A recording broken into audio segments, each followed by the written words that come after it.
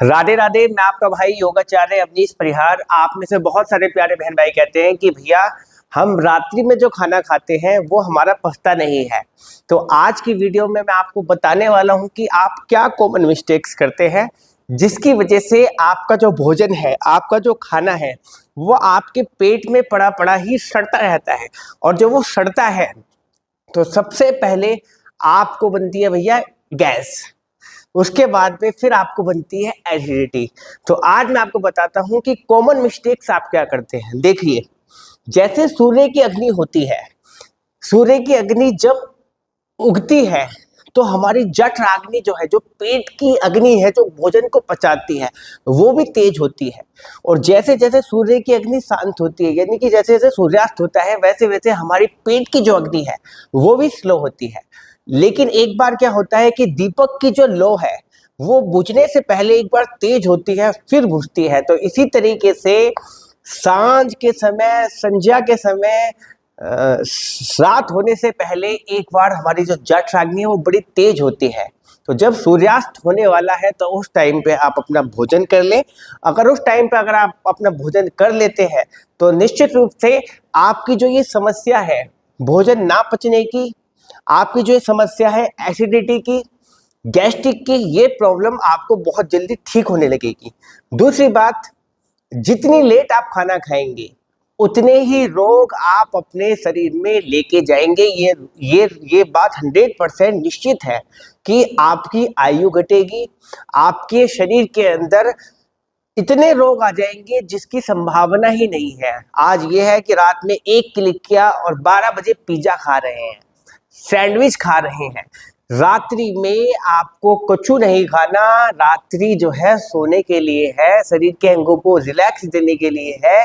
इसलिए नहीं है कि भैया रात्रि में आप पिज्जा खाएं, बर्गर खाएं, मोमोज खाएं या और अन्य चीजें खाएं। तो भैया रात्रि में कुछ ना खाएं, रात्रि में आराम से शरीर को आराम दें। खाना खाने के बाद आप क्या करते हैं? खाना खाने के बाद आप तुरंत लेट जाते हैं। कभी भी नहीं लेटना। खाना खाने के बाद आप कम से कम 500 कदम आप चलें।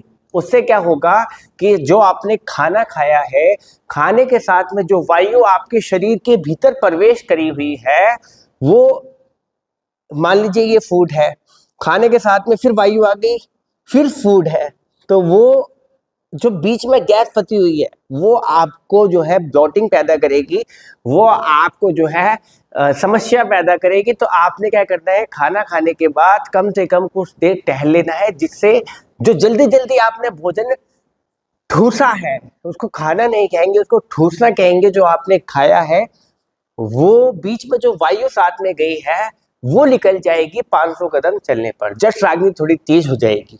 उसके बाद आपने क्या करना है, आपने फिर अपनी लेफ्ट साइड की करवट में लेटना है। इसके पीछे का साइंस मैं बताऊंगा कि जैसे ही आपने 500 कदम चले, उसके बाद में आप जो है आए और अपनी लेफ्ट साइड में, ये मान लो तकिया है, आप तकिए पे आराम से ऐसे लेट गए। जब आप लेफ्ट साइड पे लेटते हैं तो आपकी जो राइट वाली नोस्ट्रल है, जिसको हम बोलते हैं सूर्य स्वर, ये एक्टिवेट हो जाता है। और ये सूर्य स्वर आपके भोजन का जो रस है वो इतना अच्छे से निकाल देता है। क्यों निकाल देता है? क्योंकि ये जठराग्नि को तेज कर देता है। तो जब जठराग्नि तेज हो जाएगी, पेट की अग्नि तेज हो जाएगी, तो एकदम से आपका जो भोजन है वो अच्छे से डाइजेस्ट हो जाएगा। पाचक जो रस है वो अच्छे से बनेंगे और भैया आप रहेंगे स्वस्थ। लेकिन अगर आपने उसके अपोजिट इस करवट पे आप लेट गए तो क्या होगा?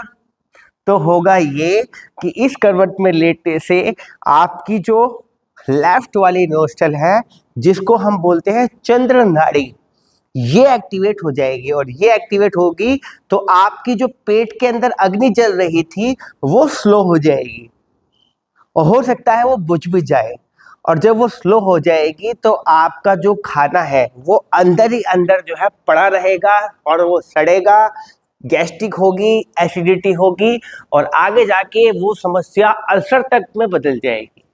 तो भैया खाना खाने के तुरंत बाद आप जो है पानी ना पिए, क्योंकि पेट की अग्नि को तेज करना है। इसलिए बताया जाता है कि खाना खाने के 48 मिनट तक आपको पानी नहीं पीना। अगर आपको कुछ पीना है तो सुबह के समय आप जो है जूस पी सकते हैं, दोपहर के समय आप जो है छाछ पी सकते हैं, और रात्रि के समय आप जो है दूध पी सकते हैं। भैया कहेंगे भैया ये भी तो पानी ही है। नहीं, ये लिक्विड है। ये लिक्विड कैसा है, जैसे आग जल रही है और आपने आग के ऊपर पेट्रोल डाल दिया तो और तेज हो गई, तो ये जठराग्नि को तेज कर देते हैं।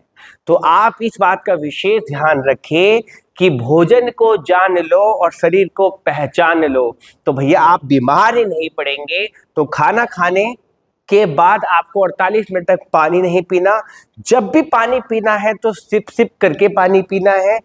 जब भी सोना है खाना खाने के बाद तो आपने लेफ्ट साइड में सोना है। लेफ्ट में लेटेंगे तो आपकी राइट वाली जो गर्म नासिका है, जिसको हम सूर्य स्वर बोलते हैं, वो एक्टिवेट हो जाएगा। आपने क्या करना है, भोजन को चबा चबा के खाना है, यानी ऐसा नहीं है, आपने बिल्कुल आराम से जितनी देर चबा चबा के जितना आराम से आप खाना खाएंगे उतना ही अच्छा आपका डाइजेशन रहेगा, उतनी ही आयु आपकी दीर्घ होगी। ऐसा ना हो कि आज आप खाना जल्दी जल्दी खाएं फिर हॉस्पिटल में जाके समय बिताएं, तो ऐसा बिल्कुल भी नहीं करना।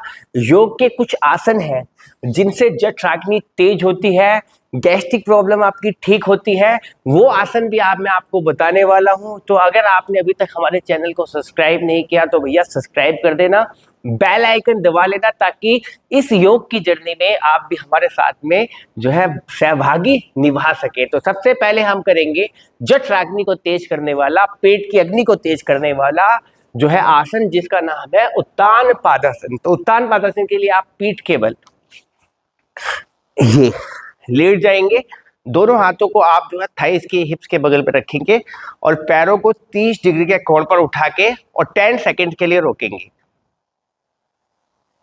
स्टार्टिंग के फेस में आप 10 सेकंड के लिए रोकेंगे, लेकिन जैसे जैसे समय होता रहेगा फिर आप 20 सेकंड, 30 सेकंड, 40 सेकंड, 50 सेकंड और 60 सेकंड, और 60 सेकंड के बाद 1.5 मिनट, 2 मिनट, 2 के बाद 3 मिनट, 4 मिनट और 5 मिनट तक आप इसका अभ्यास करेंगे। जब आप ये करते हैं तो आप देखेंगे कि 72,000 जो नाड़ियां हैं शरीर की, उसका जो केंद्र है वो हमारी नाभि है, वो अपने स्थान पर, अगर ऊपर नीचे दाएं बाएं कहीं भी खिसकी हुई है तो अपने स्थान पर अपने आप आ जाती है।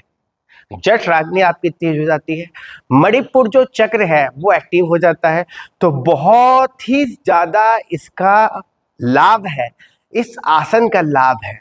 आप ये भी करें, इसका सेकंड वेरिएशन ये भी है, ये भी आप करें। हाथों को या तो ये रख लें या ये रख लें, और आंखों से पैरों के अंगूठों को देखना है। ये भी जठराग्नि को तेज करने वाला उत्तान पादासन, कुछ देर इससे भी करें। कितनी देर करना है, 10 सेकंड से स्टार्ट कर कर 1 मिनट तक, 2 मिनट से लेकर 5 मिनट तक इसका अभ्यास करना है। फिर आप देखेंगे कि इसके अभ्यास से आपकी जो पेट की अग्नि है वो तेज हो जाएगी, और धीरे धीरे आपका जो पेट बढ़ा हुआ है वो धीरे धीरे कम होने लगेगा। अब हम करेंगे पवन मुक्त आसन, जिसके नाम में ही ये है कि पवन को दूर करने वाला, वायु को दूर करने वाला आसन। दोनों पैरों को घुटने से बैंड करके थाइस को पेट की तरफ पुश करेंगे, दोनों हाथ घुटने से इंटरलॉक करके गर्दन को उठाएंगे और दोनों घुटनों के बीच में लगा लेंगे। कुछ देर इसी पोजीशन में, इसी स्थिति में रुकेंगे। कितनी देर रुकना है, 30 सेकंड से लेकर, और आने वाले समय में 5 मिनट तक आपको इसमें होल्ड करना है, और उसके बाद में फिर आपको रोलिंग कर लेनी है, झूला आसन। इससे क्या होगा, जब आप रोलिंग करेंगे तो हर बार थाई का प्रेशर आपके स्टमक पे टच होगा और स्टमक के आंतरिक सभी अंगों की मसाज होगी। जो वायु पेट पे रुकी हुई है वो तुरंत निकल जाएगी, और साथ के साथ आपकी स्पाइनल कॉर्ड की भैया मसाज हो जाएगी। तो बहुत ही प्रभावी, बहुत ही सुंदर ये अभ्यास है।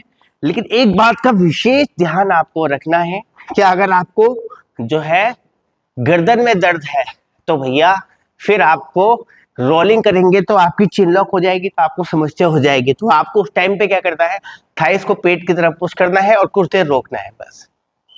उसके बाद में दोनों हाथों को थाइस के बगल में रखना है, पैरों को 30 डिग्री फिर बैंड करके पेट की तरफ पुश, कम से कम 10-10 के आपको 3 राउंड ये भी करने हैं, पेट की तरफ push, then straight, push and straight. तो ये भी अभ्यास आपको करना है। और जब भी आप पीठ के बल लेट के कोई भी अभ्यास करें तो भैया उसको पेट के बल लेट के उसका विपरीत आसन काउंटर पोज जरूर करना है। अगर ये नहीं करेंगे तो आप कहोगे कि भैया कमर पे दर्द हो गया। तो आप क्या करना है, कुछ देर के लिए आप मरकट आसन, दोनों पैरों में डिस्टेंस देके लेफ्ट एंड राइट साइड चला लें।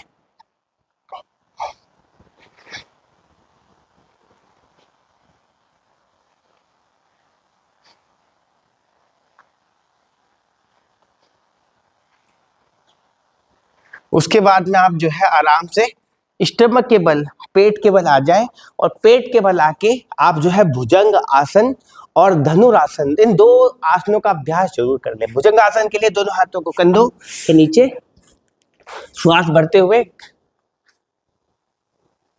नाभि तक का भाग उठाना है। उसके बाद में शशांक आसन, ये कितनी देर करना है, 5 राउंड 2 बार।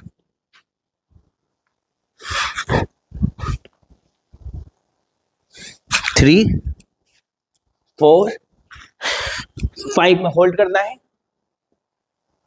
फिर शशांक आसन में जाना है, शशांक आसन पे कुछ देर के लिए होल्ड करना है। ऐसे एक बार और करना है आपको, मैं आपको एक ही बार करके दिखा रहा हूँ। उसके बाद में आपको भैया धनुर आसन करना है। ये भी बहुत अच्छा अभ्यास है आपके स्टमक के लिए।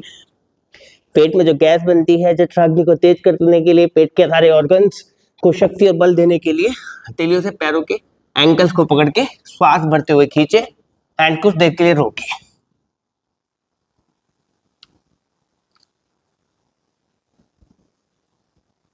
फिर धीरे से वापसी आ जाए।